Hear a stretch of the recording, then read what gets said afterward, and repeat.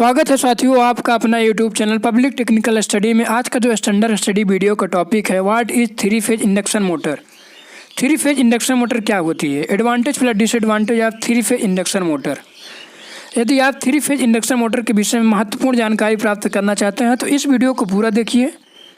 Video को पूरा देखने के बाद में आपको बहुत बेहतरीन से समझ में आ जाएगा कि थ्री फेज इंडक्शन मोटर क्या होती है, कैसे कार्य करती है, एडवांटेज प्लस डिसएडवांटेज क्या होते हैं थ्री फेज इंडक्शन मोटर के। तो आइए वीडियो को स्टार्ट करते हैं और जान लेते हैं कि थ्री फेज इंडक्शन मोटर क्या होती है, कैसे कार्य करती है।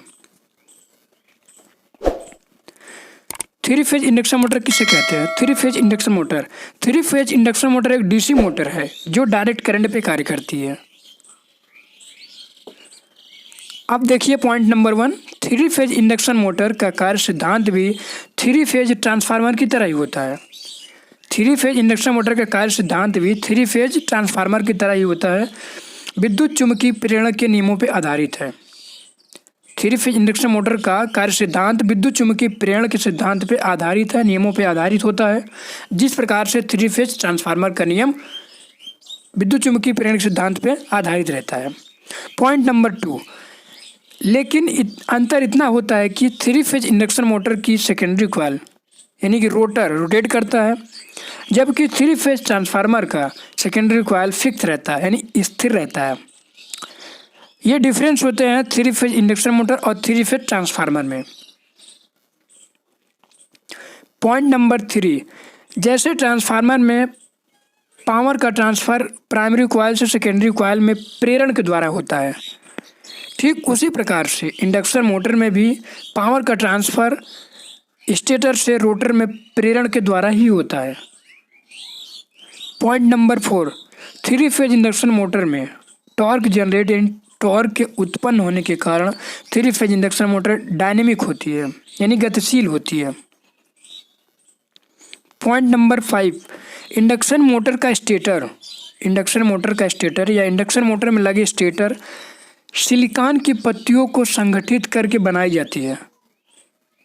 थ्री फेज इंडक्शन मोटर का स्टेटर सिलिकॉन की पत्तियों को संगठित करके यानी इकट्ठा करके बनाई जाती है। प्रत्येक पत्ती की मोटाई 0.3 से लेकर 0.65 यानी 65 mm तक होती है। इन पत्तियों के ऊपर वर्निश यानी पेंट की लेयर चढ़ाई जाती है ताकि भंवर धारा, एडी करंट, शिथिल लासेशन, शिथिल हानियों को कम किया कर सके। अब बात करेंगे हम लोग advantage of three phase induction motor. Three phase induction motor के एडवांटेज क्या होते हैं? पहला पॉइंट है इंडक्शन मोटर की स्टार्टिंग कास्ट कम होती है, और दूसरा पॉइंट है फुल लोड पर थ्री फेज इंडक्शन मोटर का पावर फैक्टर मेंटेन रहता है यानी इंक्रीज और डिस्क्रीज नहीं होता है, मेंटेन रहता है, जिससे कि हमें प्रॉब्लम नहीं होती।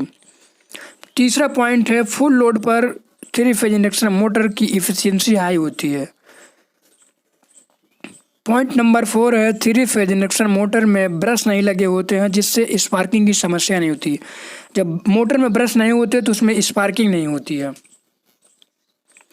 Disadvantage of three phase induction motor, पहला पॉइंट है लोड बढ़ाने से इसकी स्पीड कम हो जाती है। थ्री फेज इंडक्शन मोटर में लोड बढ़ाने से थ्री फेज इंडक्शन मोटर की स्पीड कम हो जाती है। दूसरा जो पॉइंट है नो लोड पर इसकी इफिशियंसी लो हो जाती है, नो लोड पर इफिशियंसी लो हो जाती है।